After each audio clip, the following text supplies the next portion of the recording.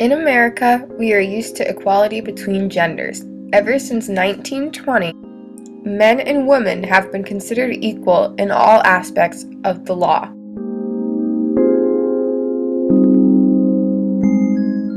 Men are held way above women in the law, daily life, and work. They are basically given the rights to overpower and abuse women. It has been this way in the world forever. Even with the ancient Greeks and Egyptians, women were treated as chattel. Some men consider themselves above women due to the way it has been in history. It has impacted everyone watching this. For example, it happens in pop culture regularly. Celebrities ranging from Rihanna to Whitney Houston have been abused by their partners. However, there are some places in which domestic violence is more common than others.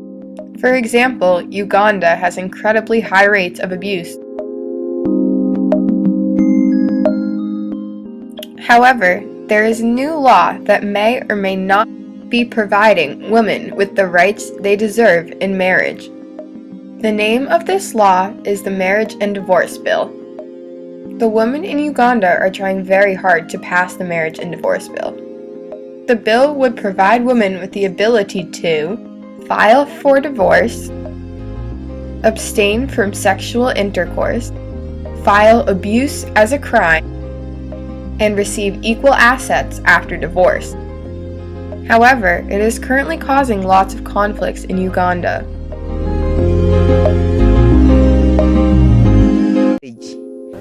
I've been doing some small businesses. I've been selling second-hand clothes to make them go to school, feed them, pay hospital expenses, and so what. Mastula is one of the executive members at this LC1 office in Chebando and is handling a number of cases related to her. You find someone who comes, they have been staying for like 12 years, and now they want to separate for some reasons. But now the husband doesn't want a wife to take even a single thing. And you know, with women, you always contribute. We go and do our work, we bring some money, we add when we want to get like land. You see, when you have children, you want to make them happy, you want to buy land and you bring your money, you add with the husband, you get that land. But if there is something when you are going to separate, the man doesn't want you to take anything or share anything. Mastula is not alone.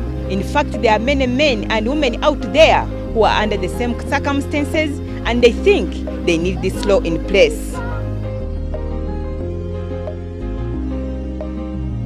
I have never received, whether in writing, whether in the public rallies, anyone supporting the bill.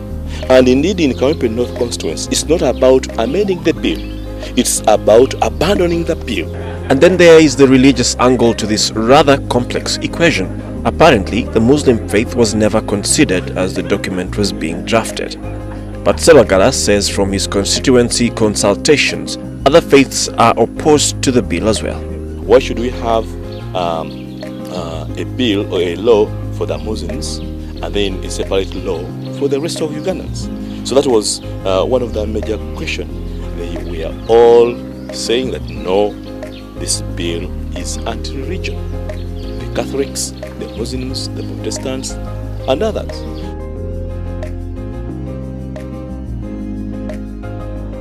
The main reason that there is opposition to the bill is because it violates the Christian and Muslim religions. Both of the religions say that divorce is bad for humanity. There would have to be separate laws for Christians and Muslims in the Ugandan society, which people say is unnecessary. It is believed that there shouldn't be multiple versions of laws depending on religions.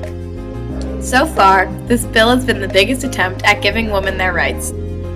The inequality within genders leads to even more problems for women. Because they receive fewer assets after divorce, they are left with no money and no land. Because they have neither of those things, they have minimal food. The Marriage and Divorce Bill is the most effective way of ending this problem. However, there are better ways of getting the bill to be passed.